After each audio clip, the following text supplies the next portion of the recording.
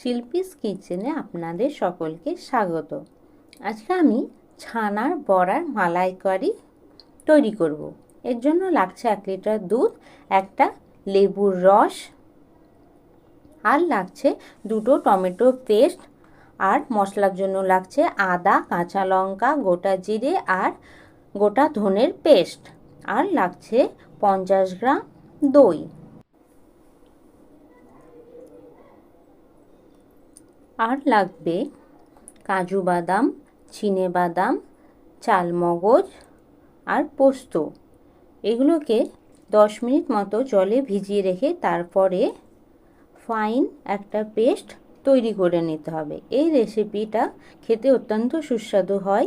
নিরামিষ যারা খান তারা এটা বাড়িতে অবশ্যই করবেন। প্রথমেই দুধকে ফাটিয়ে আমরা ছানা তৈরি করে নেব। দুধ যখন ফুটবে তখন লেবুর রস দিয়ে দিতে হবে, তাহলেই একটু পরেই ছানা কেটে যাবে। দোকান থেকে কিনেও আপনারা বাড়িতে এই বড়া তৈরি করতে পারেন। আমি এখানে বানানোর পদ্ধতিটা দেখিয়ে দিলাম। হয়ে গেছে ছানা। ছানা থেকে জল ঝরিয়ে নিতে হবে, এভাবে জল চিপে নিতে হবে ছানা থেকে।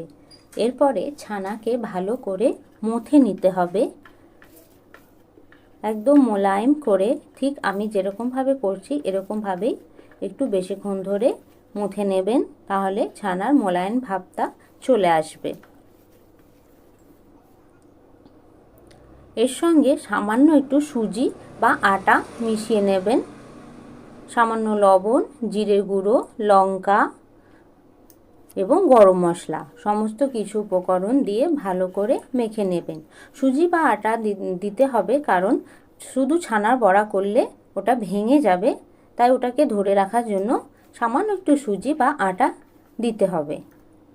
সমস্ত উপকরণ দিয়ে ভালো করে মেখে এরকম গোল গোল লেচি কেটে বড়ার শেপ দিয়ে দিতে হবে।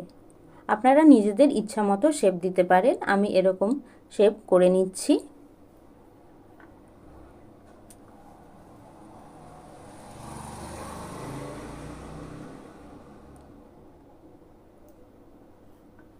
হয়ে গেছে।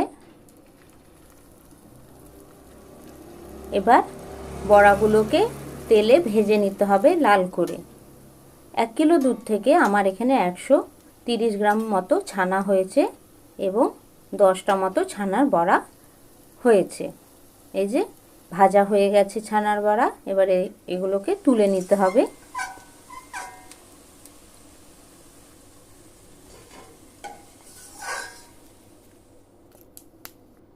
বাকি তেলে ফোড়ন দিয়ে দিতে হবে তেজপাতা, জিরে, ভালো করে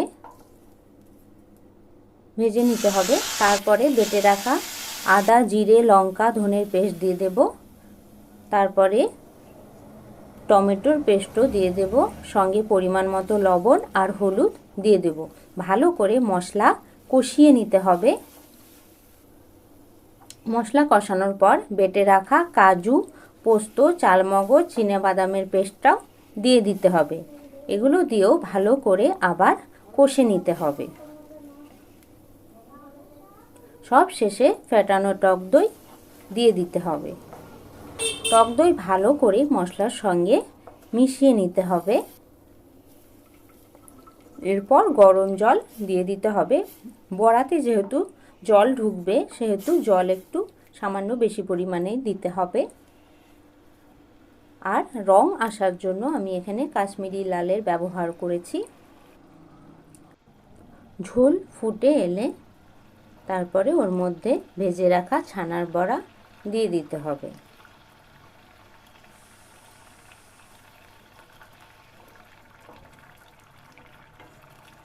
ছানার বড়া দিয়ে মিনিট 5 মতো ফুটিয়ে নিতে হবে।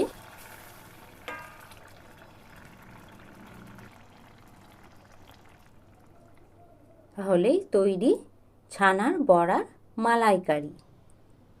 এর টেস্ট কিন্তু খুবই ভালো হয় খেতে। ভাত বা রুটি যে কোনো কিছুর সঙ্গে খাওয়া যায়। নিরামিষ যারা খান তারা অবশ্যই করে দেখবেন, যারা আমিষ খান তারাও অবশ্যই করবেন। আর আমার চ্যানেলকে লাইক এবং সাবস্ক্রাইব করবেন অবশ্যই।